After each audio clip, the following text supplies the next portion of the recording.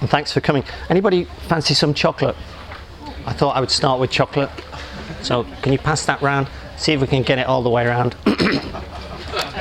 So it's just, you know, you can't say I didn't give you anything. The talk might be a complete flop, but at least you got some chocolate. So, the black fires and the river of loss. So, what do you think that's about? Why have you come to this talk? Maybe, who's been to one of my talks before? Right. So lots of people haven't come. So what I want you to do is turn to somebody around you, maybe in twos and threes, and if needs be, introduce yourself. You know, you can be very formal and shake hands, or you can give them a hug or a kiss on the cheek or whatever. But ask them why they've come and what they think the talk is going to be about. So why they've come, what they think the talk is going to be about, and what they're hoping to leave with. Okay, is that clear what I'm asking? All right, so in your twos and threes, and the chocolate will make its way around. And do save some for me, because I haven't had a piece yet.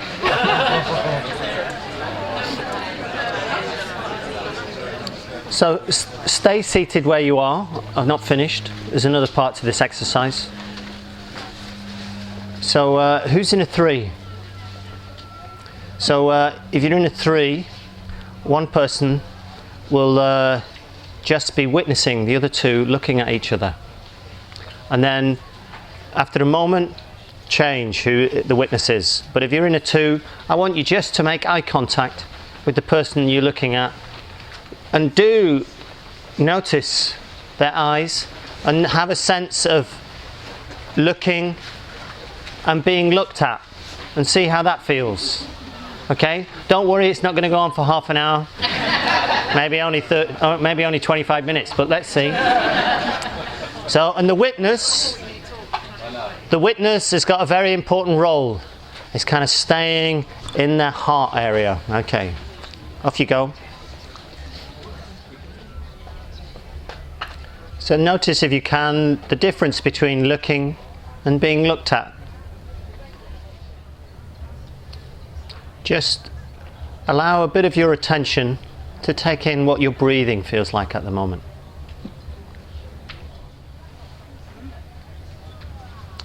Okay, and then just bringing that to a close and sharing with your partner or with your three how that was, what went on for you.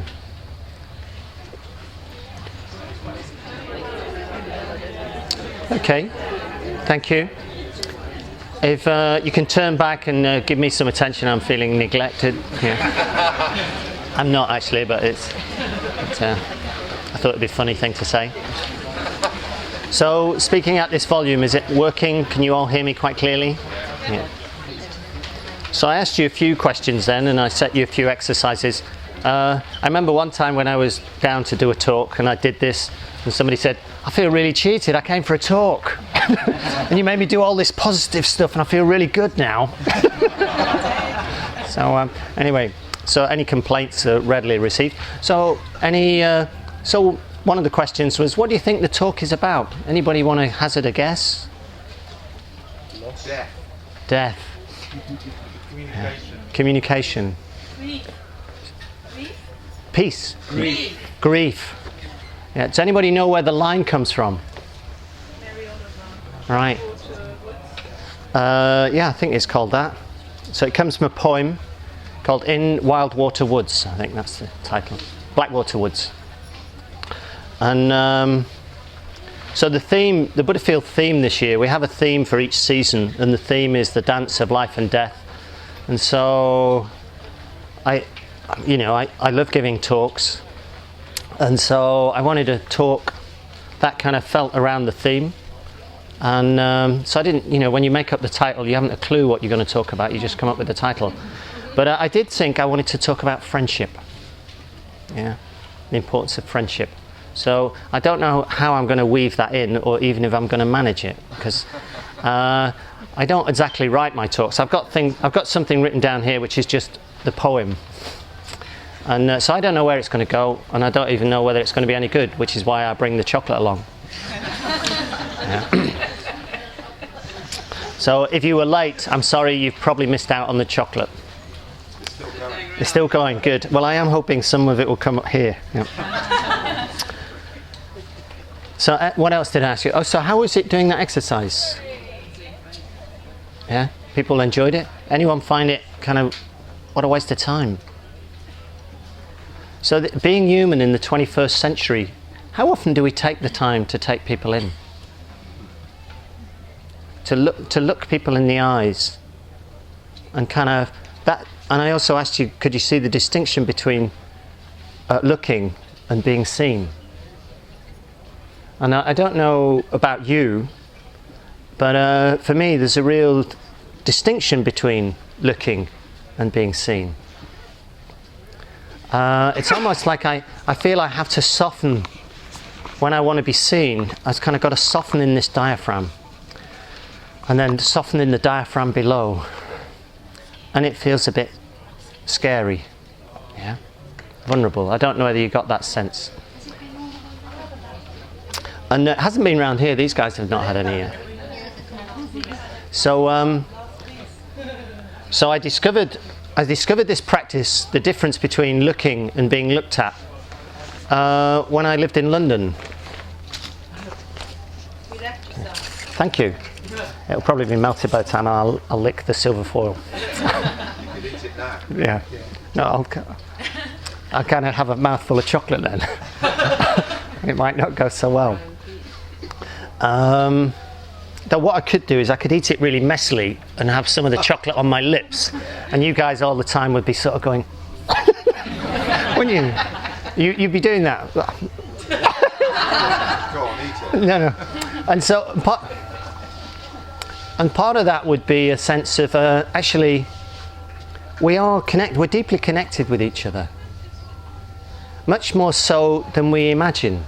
Much more so than our education and cultural conditioning has led us to believe. So if I did kind of eat the chocolate and kind of some of it dropped on my nice caser, it would impact on you. If you liked me, you'd just got a kind of, oh no. And if you didn't, you'd think, ha. Yeah? Which should be a good sign. It'd be a sign of your emotional health and well-being. Either one. So yes, so this practice of looking and being looked at. So I was living in London and I used to travel the tubes a lot. Who here lives in London? So you know what the tubes are like, yeah? You're on the tube and you have your tube face. Because somebody's there, you know, depending on what time you travel. But one day I thought, oh, I'm going to try experimenting with being looked at. I'm going to allow people to see me on the tube. So I'm kind of standing there. It wasn't so packed, and I'm holding on to the thing, and I just start to soften this diaphragm. And I sort of think, do you really want to do this, Jayaraja? And then I soften the breath further down into the lower diaphragm and just have my eyes open with a soft gaze and see what happens. And what happened was this: people would go, there's a bloody human being on the tube! You know, so I've enjoyed that practice since. I don't always do it because I don't like terrifying people. But I do like mischief.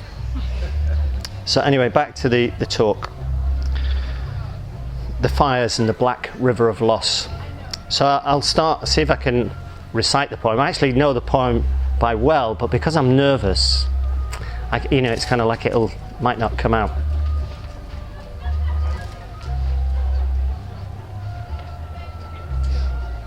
Look, the trees are turning themselves into pillars of light,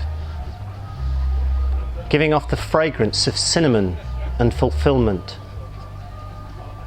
And the long cattails are bursting and floating away on the breeze over the shoulders of the blue ponds. And every pond, no matter what its name is nameless now.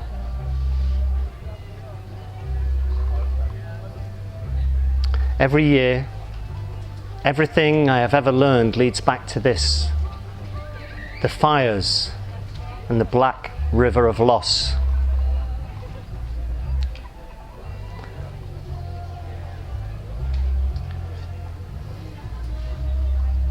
Whose other side is salvation, whose meaning none of us will ever know. To live in this world, we must be able to do three things: to love what is mortal, to hold it against your bones like your life depended on it, and when the time comes to let it go, to let it go. So to live in this world, we must be able to do three things: to love what is mortal, to hold it against your bones as if your life depended on it, and when the time comes to let it go, to let it go.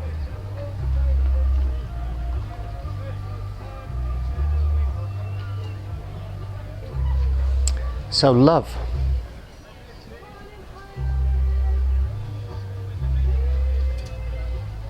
So love takes time.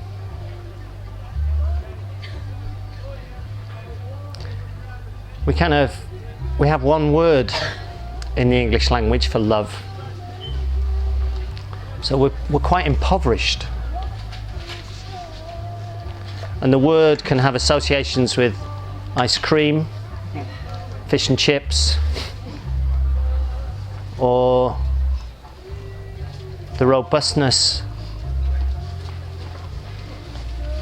and deep understanding of people who have lived together and grown together for 40 or more years, and we use the same word.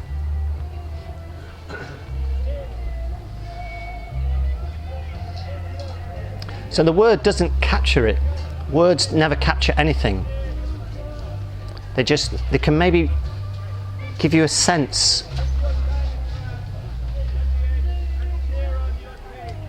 An experience of maybe what is being pointed at in the direct experience of life.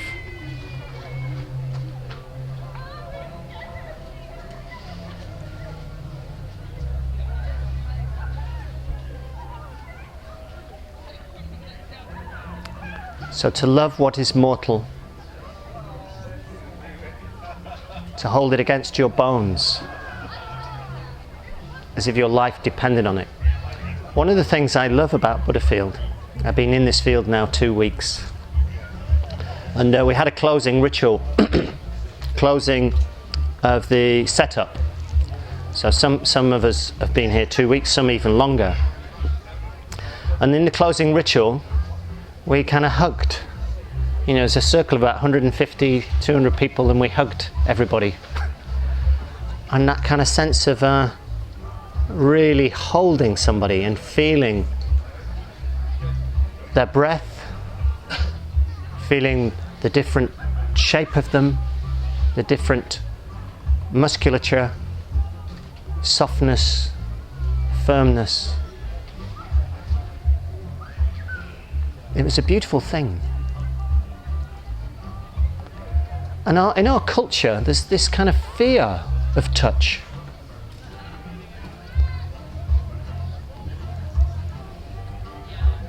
And it would be a tragedy if we couldn't really kind of touch each other and hold each other.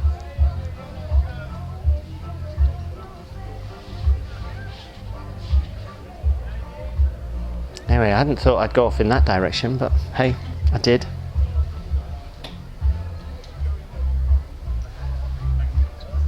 So friendship.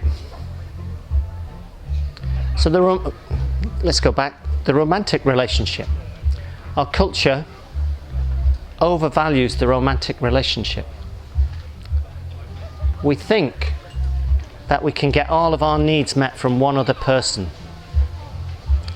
If we find the right person, and we fall in love with them, and we go off with them and live happily ever after.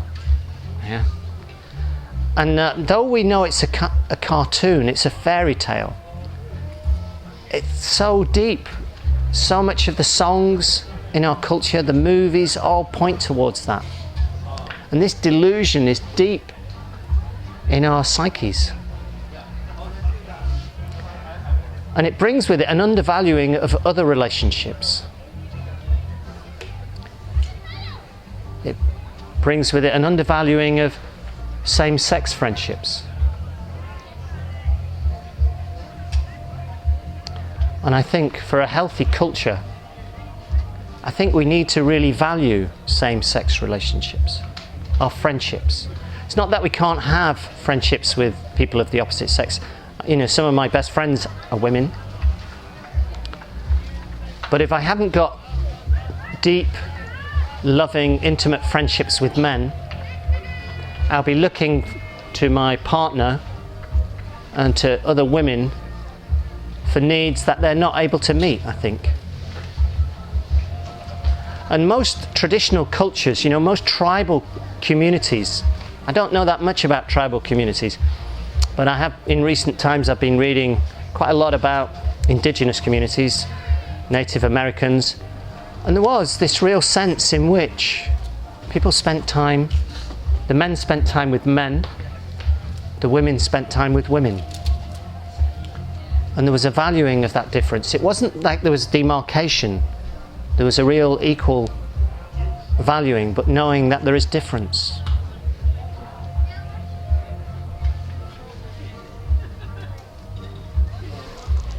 So for men, as a heterosexual man,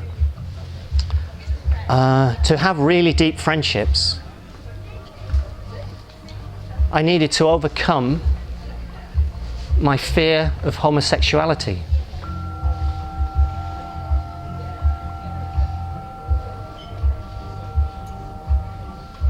Because if I am frightened of falling in love with a man, I will be holding something off and only able to relate in a partial way. And this discovery came to me on a retreat, probably about getting on for, approaching 30 years ago. So I was studying it was a study retreat called the Transcendental Principle. And on that retreat, we would each prepare a section, and then it was a 2-week retreat, and we'd each prepare a section and then give a presentation in the morning, and then we'd have a discussion group. And so I was up late at night, nervous about my presentation, sort of drawing up my flip chart and sort of worried what might people think, did I understand this, did I get it? And I was looking at the empty nature of self, that there's no inherent existence. We are just pure process. And that process at the moment includes being inside a tent, hot, with lots of other people, and listening to some guy going on. So anyway, I was sort of there preparing my flip chart and thinking, I'm just a process. I'm just a process. And then I had this thought, I'm not even a man. I'm just a process of manning. And that was kind of, it was a thought, yeah? It was a thought. And by this time I was lying on my bed, not able to sleep, because, I was nervous about my presentation. I'm not a man, I'm just a kind of process of manning. And then suddenly, that thought unlocked something that was terrifying. I'm not even straight.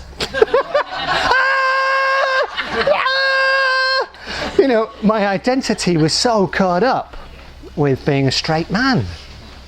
It was terrifying, but it was also insightful. So from that time on, I thought I would undermine that idea of myself as a straight man. I haven't so what I would do is, if I found myself looking at a woman, as I often do, admiring their hair or their eyes or their shapeliness, I'd sort of think, okay, Jayaraja, now do it with a bloke. So if I was on the tube and I sort of thought, gosh, she's nice, I'd think, now look at a bloke and see if you can see the beauty in him. So I'd kind of go, But over years, having been doing it for about 28 years, it kind of comes second nature now. And so some of the blokes that I've been working with, I've probably said that. I think I said it to you, didn't I, David? It's kind of like, God, I like your, muscles. He's kind of great. So, and it doesn't feel. There's nothing within that. There's just this sense of being able to see beauty and enjoy beauty and not be frightened. So I think that helped me break through the fear of intimacy with men. And so I love men. I love women. As I say, I'm straight, or I find myself mostly straight. And I have a girlfriend that I've been with for 21 years. And but I love men. And I fall in love with them. And I think that enriches my life. And it also maybe is why I'm able to maintain a relationship, an intimate sexual relationship. Because, if that's going through difficulty, there's other people that I feel a depth of intimacy and love and connection with. So if it's kind of like rocky there, it's kind of like, it's just one of my relationships that is kind of going through a difficult time. So I'll try and remember that, because I want to go to that element of repair, but I wanted to tell a story. So having gone through that process of learning to really be not frightened of other men, not frightened of loving them and being loved, it was liberating, it was freeing. Anyway, I was living for a time in a community, and this young guy who I'd been sharing a room with, and we'd had a very rocky relationship. He was kind of pretty fiery when he first came along. He'd worked in the city as a trader, I think, sort of high-powered job. Kind of was really kind of strong-minded, competitive guy with quite a fierce temper, I might say. And but I wasn't frightened of his, energy, because actually I could see his qualities, and I loved him, and I still love him. Anyway, one day this guy came to me, and he's as straight as you could possibly be, this guy. And he comes up to me and he says, Jayaraja, there's something I want to talk to you about. I said, oh yeah, what's that? He said, I think I might be gay. I won't mention his name, but I will tell people afterwards, because I don't want this to be recorded. And I just sort of turned to him and I said, Matthew. He's no longer called Matthew. I said, that may be the case, I said. It may be the case, but I think that what has happened is you're mistaking sexual attraction and love. I said, I think what you're saying is that you're actually feeling love towards me. And I don't think you're gay, I think you love me. And he goes, thank God for that.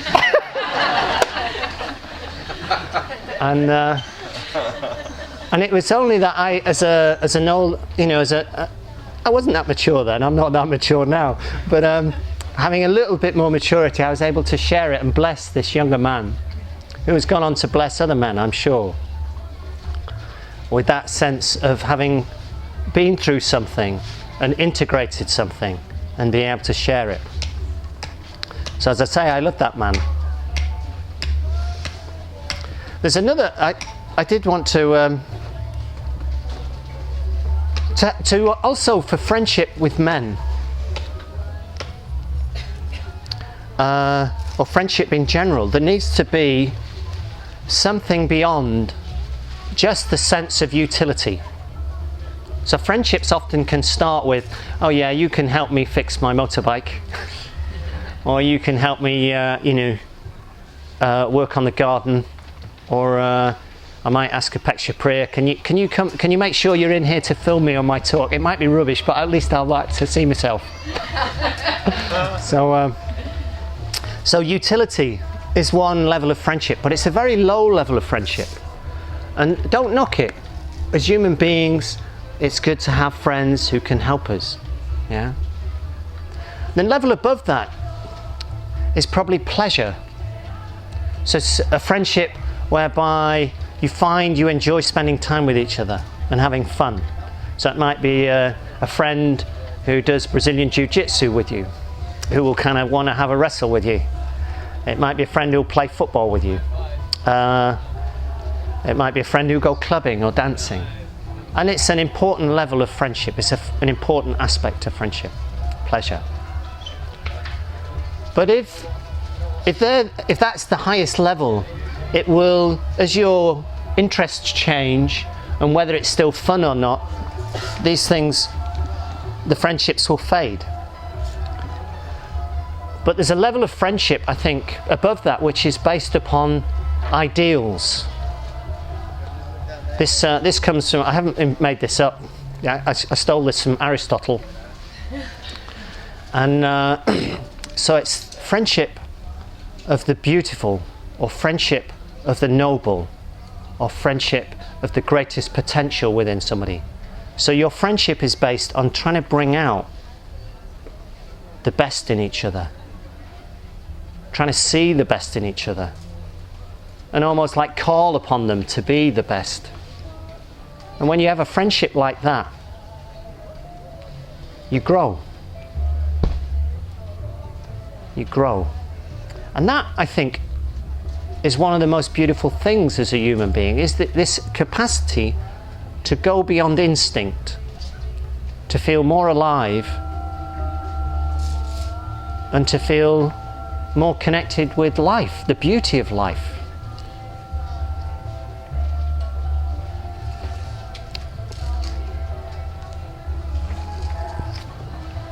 So how do you have a friendship based on ideals? Well, you need some ideals. Yeah. So for me, those ideals, I guess, are, they're captured in Buddhism, which is why I'm a Buddhist. So we've got on this silly white cloth. I say silly white cloth, it's actually quite sacred to me. But I remember the first time I went to the Manchester Town Hall, where there was a day run by what was then the Western Buddhist order, and the guys were wearing these kind of strange things around the neck. I did sort of think, must be a cult, a bit strange that. Yeah. But actually when I sat down and talked with one of these guys, his name was Ratnaguna, I was struck. Wow, this guy was wiser than me. There was something more alive than me, and something tremendously beautiful. And so I was blessed, I think, to meet such a human being. Anyway, I then went to, having seen the town hall and listened to the talks, I thought, wow, maybe it's not a cult, maybe it's okay. Maybe these guys are okay. The next order member I met was a guy called Arta Priya. So again,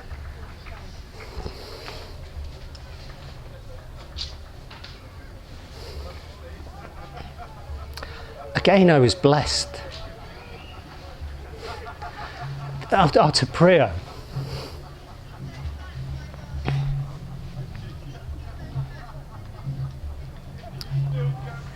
It's not very good if I can't get my words out, is it, in a talk? But hopefully I'm still communicating something. And he is such a warm, friendly man. He's like everybody's grandmother. He's kind of, that's how I see him. He's kind of got a grandmotherly love of people, of his friends. And I feel blessed to be counted amongst his friends. That's not to say we've always had an easy ride in our friendship. That's, I think an important thing, as I say, if the friendship is based on ideals, you will come up against each other. It's not a collusion of kind of, yeah, let's not go there or look there. A real friendship has the intensity of an intimate sexual relationship. It kind of has that intense meeting. And either you're able to repair or you drift away. And so fortunately Arta Priya and I have been able to repair. And when you repair, what happens in my experience is trust builds. You trust them to really meet you. And it's the same in a sexual relationship. If you can repair, really repair, which requires an honesty, openness and vulnerability in acknowledging what has kind of led to the clash or struggle or difficulty, you kind of entering or accessing that vulnerability with each other leads to a greater level of trust. And from that trust, next time you hit something and you think, oh, I can't go on, and that's it, you kind of, hopefully you're called forth of, this is worth struggling with, it's worth engaging with. So yeah, Arta Priya was the second order member I met, yeah? And then the third order member I met was this very working class Glaswegian who's now based in Germany. His name's Vimala Vajra. And I was struck by how kind of... And we went for he sort of said, I was on a weekend retreat, and he said, oh, would you like to go for a walk? It's kind of like another man asking me to, I was kind of very new to Buddhism. It's kind of like, what's going to go on here? Okay. And he was the guy who was leading the weekend. So I kind of felt privileged as well. But I was struck by his honesty about who he was. And the kind of really, wow, and I did sort of think, my path has not crossed Vimala Vajra's much. He lives in Germany now. But I remember, so I thought, wow, you meet people like that so rarely in your life. And there's three of them, and they're very different. Ratnaguna is a great thinker, a kind of probably of the hedonistic kind of disposition. Arta Priya is probably an eternalist, loving, warm, and Vimala Vajra, this kind of, the pure diamond thunderbolt is his name. That's what it means. God, I wished I had a name like that. Vimala Vajra, the pure diamond thunderbolt. Anyway, so I did sort of think these guys, they're onto something. And so I was able to commit myself to Buddhism and to Tri Ratna, as it became. And it's not that Tri Ratna hasn't got any difficulties. I guess like a relationship with another human being, there is kind of like bits that you sort of think, my God, that's a bit strange, isn't it? What's going on there? And so you have to come up into relationship with it in a real, authentic way. And if you're able to kind of come through that and see what belongs to you, there's growth in the relationship. Anyway, one friend I did want to mention is Vimala Bandhu. I've got his name written down here. So just because it's such a different kind of friendship. So Vimala Bandhu, some of you will know him. I might also choke up when I think about Vimala Bandhu. He's Indonesian. He fled Indonesia when he was a student because he was on a blacklist of people who the government wanted to catch and certainly imprison and possibly kill. So he fled to Holland. So he learnt to speak Dutch. He also decided that he would learn to cook. So he went to France to learn to cook. Then he ended up in a Spanish retreat centre. And then he ended up in an English retreat centre. So he speaks Indonesian, Dutch, Spanish, French, English, but he probably doesn't speak any of them very well. because he hardly ever speaks. He's very quiet, but he's very funny. He's very wise. I always remember, so I lived in a community and we shared a garden. And number 9 was a community, a closed men's community. Number 9A I lived in was a closed men's community. I had this beautiful garden. But number 9 decided that they wanted to no longer be a closed community. And that was okay. But they wondered about the garden. What would happen with the garden? Could women come into the garden? So they asked us, because we shared a garden, 9A, so would we consider their request that the garden would be open? So we're sitting around there, and you know, these kind of things, you got 9 guys, 10 guys trying to come to agreement about things that they feel strongly about. And one of the order members sort of says, you know, half naked women in the garden, you know, sort of in that kind of tone. And Vimla Bandhu went, why? You prefer fully naked? and with his comment, you know, it's kind of like just broke through the kind of literalism of the other guy to help him see that he was kind of stuck in a kind of way of thinking. And it was, you know, we all laughed and it kind of broke down, and then the discussion was able to go somewhere. Yeah. But it was, you prefer fully naked? So anyway, so at the time I was living in this community, I was the only one who wasn't working at the then big Buddhist business, Windows Evolution. So I used to work nights in the evenings, and I'd go out fundraising, door-to-door fundraising for Greenpeace. And I would come back, I'd usually get back about 9:30, and the guys, they would all be in their rooms. And it's quite solitary work, you know, going out door knocking. It's quite intense work. And so when I came back from my door knocking, Vimla Bandhu would hear me lock up my bike, and he would come down and he would just sit with me. He would just sit in the kitchen. He'd say, how was your night? I'd say, oh, it was okay. And he wouldn't say much beyond that. He would just be with me. And he has that quality of, it was kind of only after a while I used to sort of think, oh, maybe he's come down for a cup of tea at this time. But the fact that it was, he would always kind of, if he was there, he would just come down.